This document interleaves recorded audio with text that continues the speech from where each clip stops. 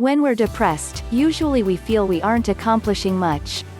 We may be making an effort, but we have a tendency to give up easily.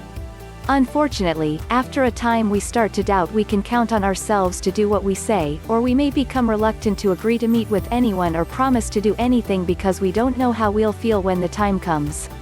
This usually spirals downward because the more often we break a promise or avoid one, the more that seems to prove to us that we aren't reliable.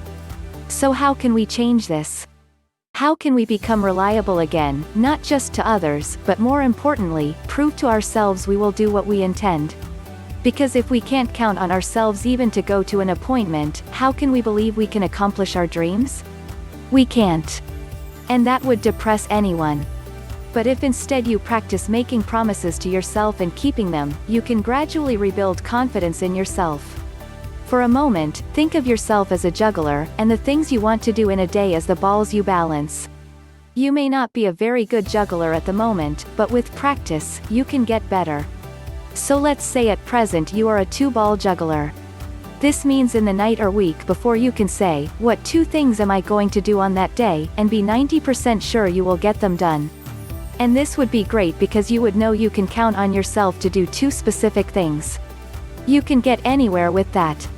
Knowing you can count on yourself is actually more valuable than the things you do or how many of them you can get done. It is the reliability that helps you restore your confidence and dependability and lets you move forward in the direction you wish to go.